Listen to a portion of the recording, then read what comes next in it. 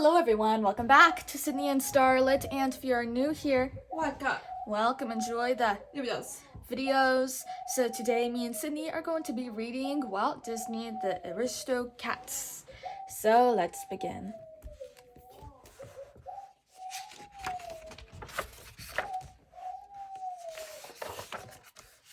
Not very long ago, at the turn of the century, there were no automobiles on the streets of Paris. Pedestrians took leisurely walks through the city, and the very rich, elegantly clad in the latest fashions, went out in their sumptuous carriages for promenades. Madame Adelaide Bonfamil was a charming elderly lady, and she was very rich. She often took her 4 cats out in her carriage for fresh air and a tour of the city. Madame was so fond of her cats that she thought of them as her children. Duchess was a beautiful white Angora cat, and Berlioz, Toulouse, and Marie were her 3 very talented kittens. Berlioz aspired to be a composer, Toulouse a famous painter, and Marie a prima donna. They all loved Madame dearly. She was a very kind woman. Madame Bonfamil was very proud of her adopted children, but Edgar, her butler, was not so fond of them. "Now look at that Berlioz," he muttered under his breath when they reached home that morning. "He jumps on top of Frou-Frou, the mare, and Madame does not say a word about it. She spoils them." Edgar did not like the cats at all, but Madame adored them. She encouraged the kittens to pursue their talents, even when they turned her home into a topsy-turvy madhouse. As soon as she entered the house, Berlioz made a dash for Madame's ball of red wool. Swish! It unraveled across the room. "My little darlings have so much fun," Madame thought. She looked over to Toulouse, who was at his easel starting a painting. "Good work, Toulouse," she said to the proud kitten. When Roquefort the mouse came out of his hole to play and grabbed hold of Berlioz's tail for a ride, she smiled. "Hello, Roquefort. Are you out for a walk?" she said. Madame liked Roquefort. He was a very friendly mouse. Roquefort loved Madame and the cats because they never tried to chase him away. Everyone was very happy in Madame Bonfamil's home, except the grumpy Edgar. He was perhaps over-proud of his position as butler, and felt it was beneath him to play babysitter for 4 spoiled and very silly cats. "I am not a butler," he would often think to himself, "but a cat sitter for 4 animals who think they are Aristocats."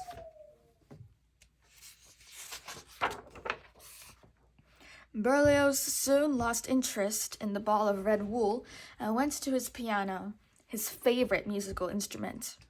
Marie joined him, and to his virtuoso playing, she sang, "Do, re, mi, fa, sol, la, ti, do, ow, ow, ow, ow, ow, ow, meow." Duchess sat on the velvet-cushioned armchair nearby and listened to her daughter sing and her son play.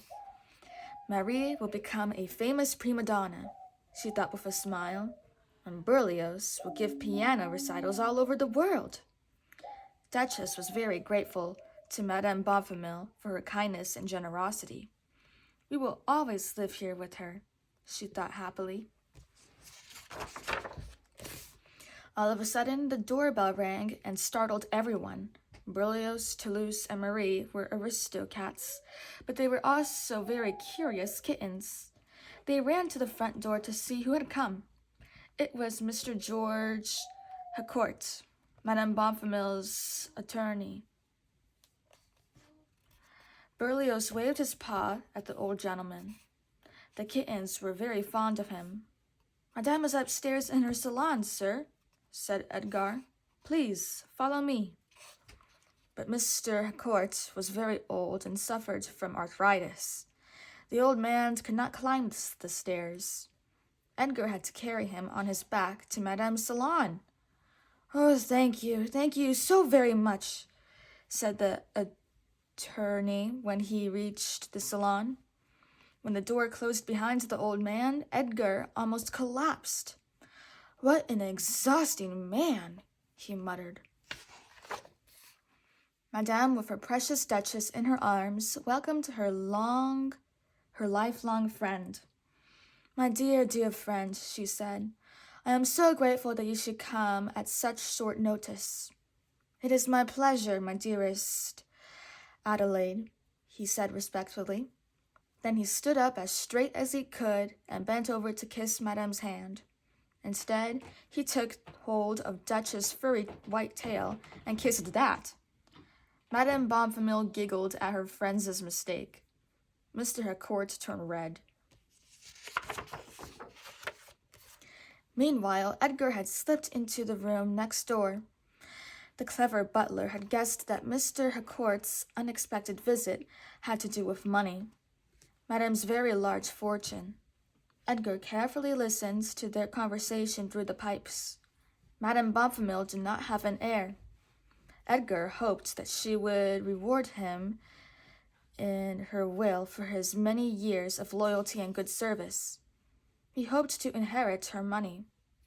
My dear Mr. Harcourt, he overheard her tell the old man, I have carefully thought about my situation and have found a solution which would make me very happy.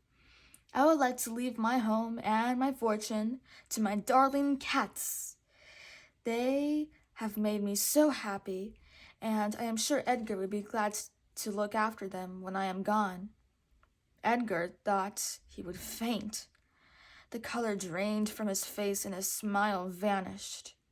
She will leave everything to those cats and not a thing to me? He thought with fury. I won't have it. The cats must go. Edgar quickly went to the kitchen.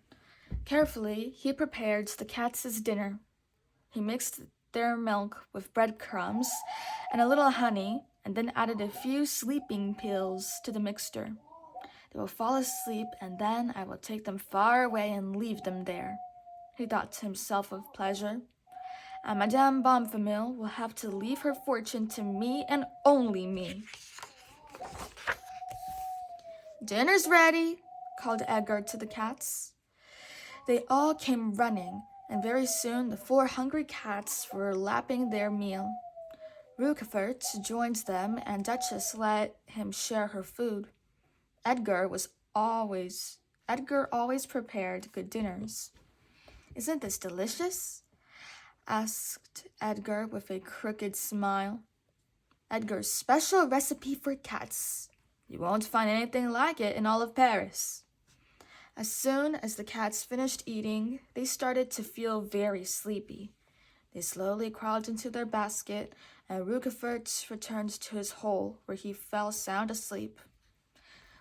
They are exhausted, thought Madame Bonfamille when she found her cats sleeping peacefully.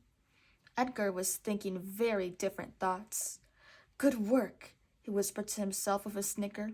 Sweet dreams, my little cats. After Madame Bonfamille had gone to bed, Edgar slipped out of the house with the cats in their basket.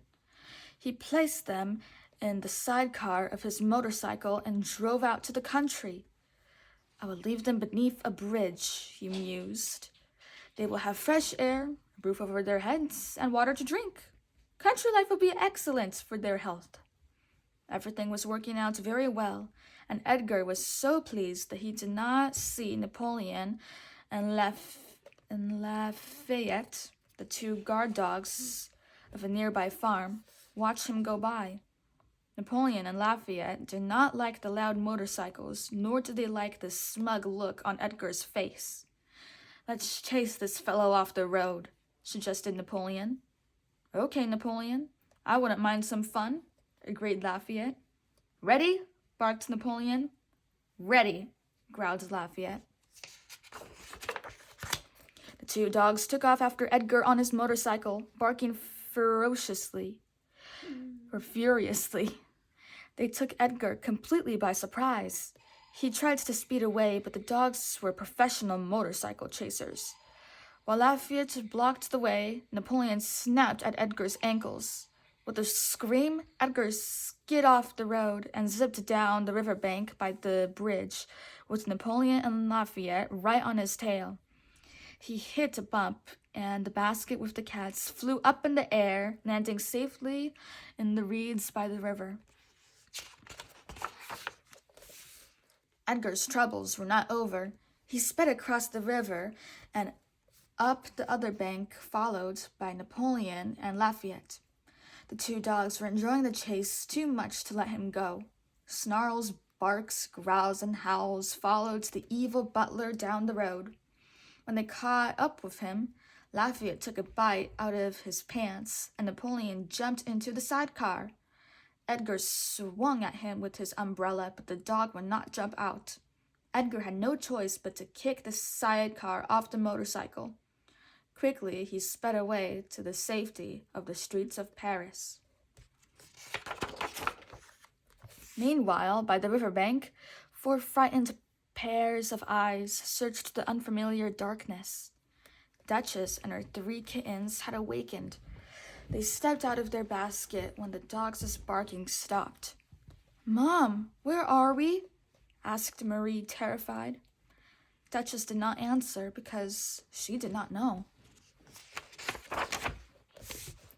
In Paris, Madame Bonfamille woke up. When she saw that her cat's basket had disappeared, she searched the whole house. "Duchess, Toulouse, Marie, Berlioz, where are you?" she called. She rang for Edgar, but he too was nowhere to be found. Roquefort woke up to Madame's desperate calling for her cats. He was still sleepy, but he crawled out of his hole. Just then, Edgar walked in the front door. Madame ran downstairs when she heard the front door slam. "Edgar, where were you? Somebody has stolen my children!" cried the distraught old lady. "Stolen? I don't think so," lied Edgar. "They probably went out for a walk." "But their basket is gone too," protested Madame. "I know they were stolen." Roquefort listened carefully. "Madame is right. Duchess, Berlioz, Toulouse, and Marie have been stolen," thought the mouse with shock. "Oh, the milk we had for dinner made us sleepy. And Edgar just returned from where?" Slowly, the little mouse put 2 and 2 together. Edgar must have taken the cats away. But why and where? Roquefort put on his detective cap and set out to get more evidence. The next morning, Berlioz, Toulouse, and Marie were afraid. "What is going to happen to us?" they cried to their mother. "Where is Madame?" We want to go home." Duchess did not know what to tell them. All of a sudden, an enormous tomcat jumped out in front of her. "Hello, my name is Abraham de Lacy Giuseppe Tracy Thomas," he said. "O'Malley for short, and at your service, ma'am." O'Malley did not seem very distinguished, but Duchess decided to trust him. As best she could, she explained the strange happenings of the night before. "I'm just an alley cat, princess," he told her with a smile, "but I'll do my best to get you back home." "He called me princess," thought Duchess. "He knows we are Aristocats. I think he will get us back home." But Marie was not so sure. "Mother, I don't want to follow him. He looks strange. Where will he take us?" she whimpered. "He will take us back to Madame," said the Duchess firmly. "O'Malley is going to help us get home. Now come on, do as you are told." The tomcat had spotted a truck by the side of the road. Quietly, he ordered them to jump into the back. Just as he leaped up into the truck after them, The engine roared and the truck pulled away, heading for Paris.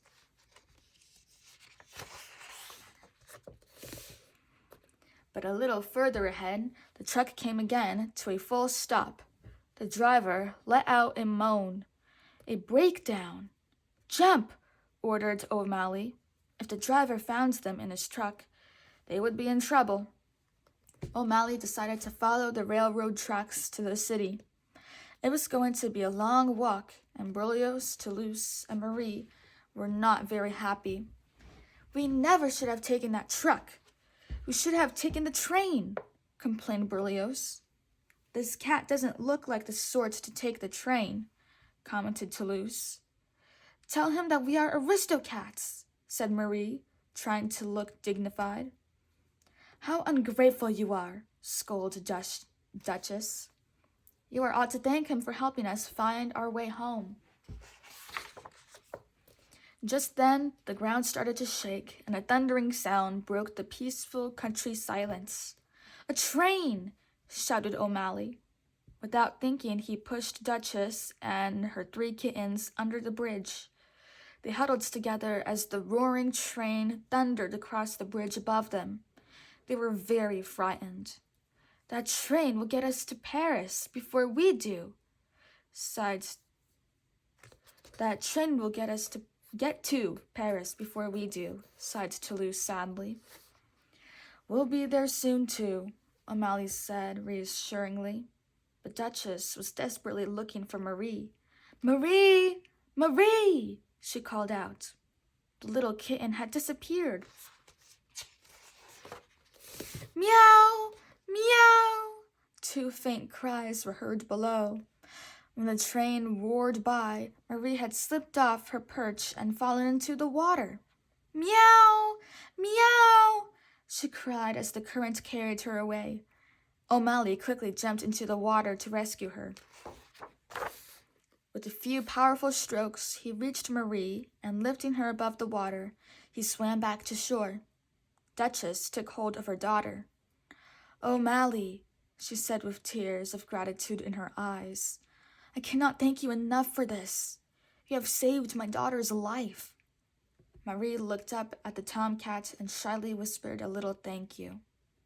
O'Malley had won her trust. 2 big white geese glided up to O'Malley. They had watched him rescue Marie. "What a show you put on!" clucked the first. "An excellent show," added the second. "I thought cats hated to swim." "Who are you?" asked O'Malley, a little flattered. "We are the Gabble sisters. I am Emily, and she is Amelie," answered the first. "We are very pleased to meet you, Mr. O'Malley," finished the tomcat. Emily and Amelie giggled, much to Berlioz and Toulouse's amusement. Once everyone was safely back on the riverbank, the cats began to explain to the Gabble sisters what had happened to them. "Paris," they interrupted, delighted. "We are going to Paris as well. We've never been to the city. Why don't we all go together?" Berlioz, Toulouse, and Marie had never seen geese before, and they were fascinated by Emily and Amelie. "Oh, yes, come with us," they cried out together. "We'd love you to come." And with that, they all headed towards Paris.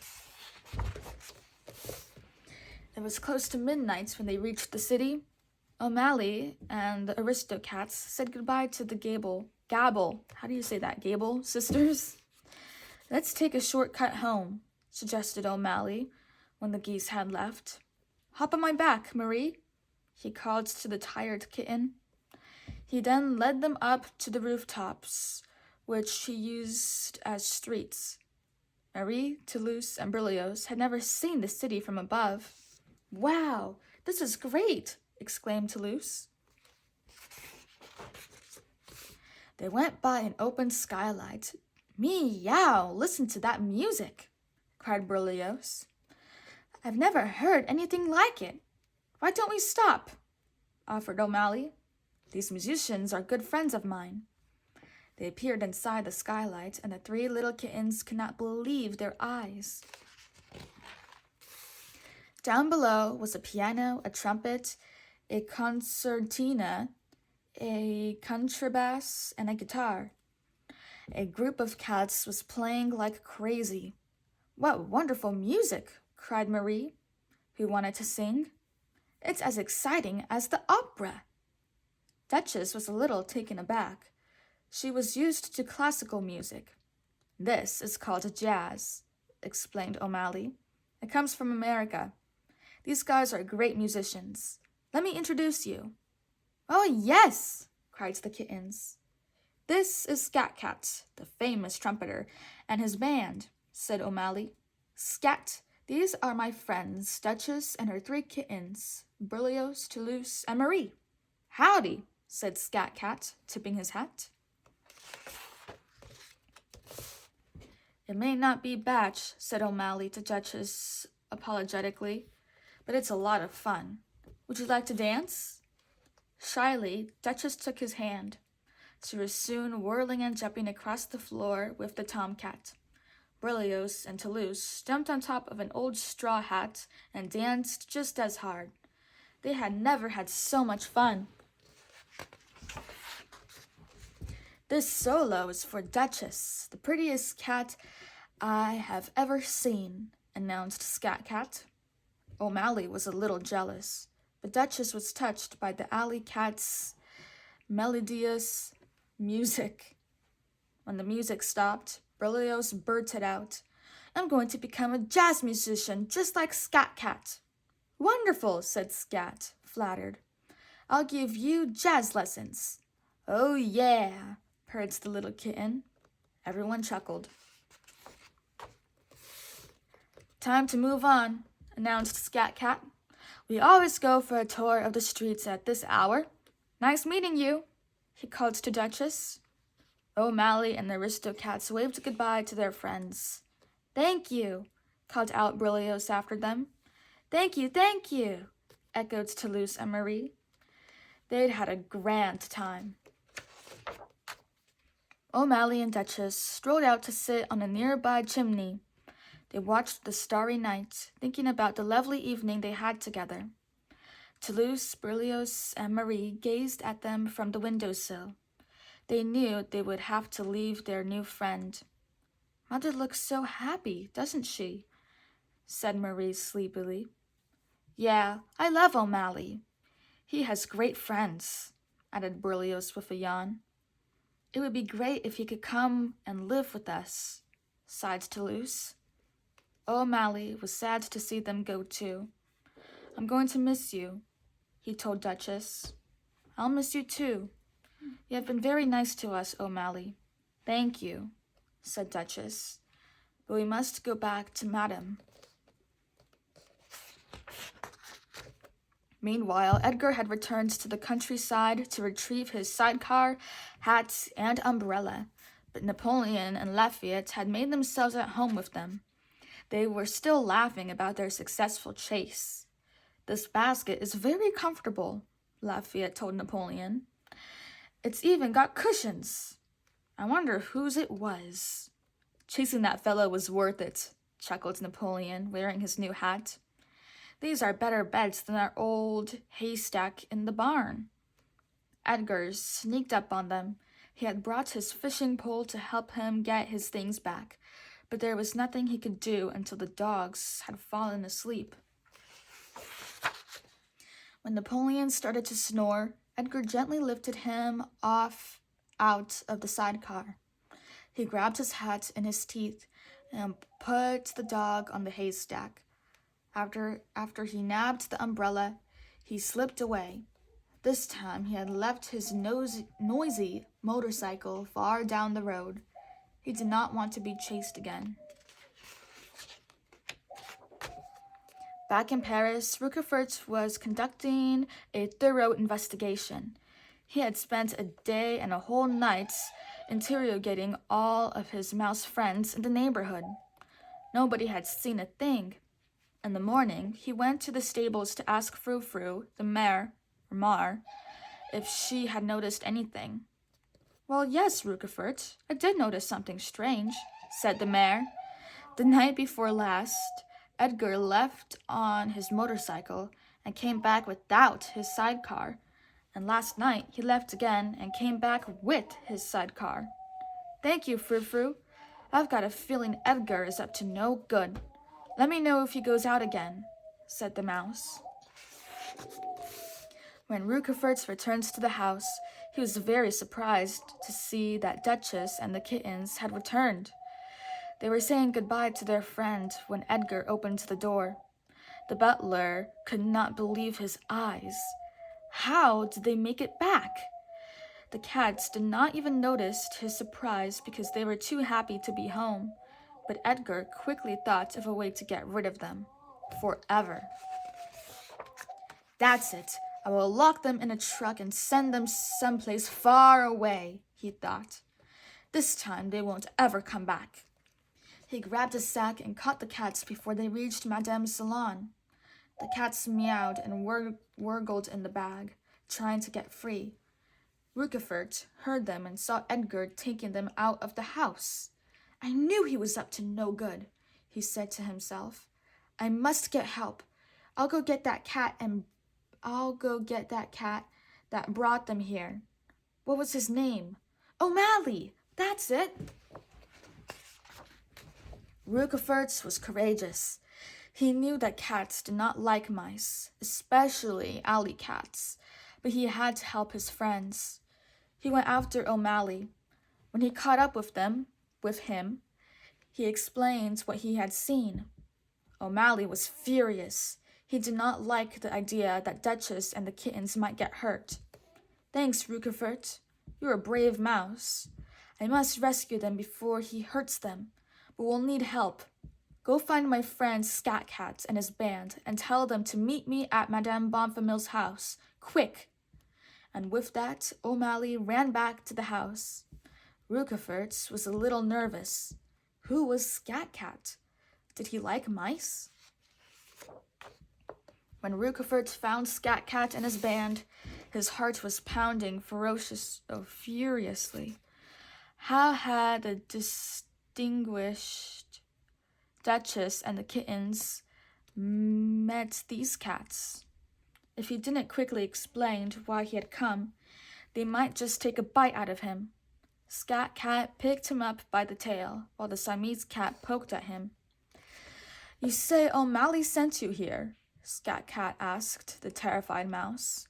Duchess and the kittens are in great danger, stammered Rookefort. O'Malley needs you to help save them. Scatcat immediately let the mouse go. Sure, we'll help Duchess and her kittens. Show us the way, he ordered. They took off for Madame's house. Edgar had taken the cats to the stables. He plopped them in a trunk and congratulated himself on his quick thinking. I'm scared, cried Marie. I'm choking in here, whined Toulouse. Berlioz said nothing, but his heart thumped loudly. Duchess tried to calm them. Just as Edgar closed the trunk, she heard Frou-Frou neighing. We are in the stables, she realized. Frou-Frou, help! She cried as the lid closed. Edgar was sticking a label on the trunk when Frou-Frou caught his coat in her mouth. Timbuktu, Africa, read the label. The mare was furious. She pulled and pulled at Edgar's coat while the angry butler struggled to get free. Frou-Frou wanted to kick him, but she couldn't get close enough.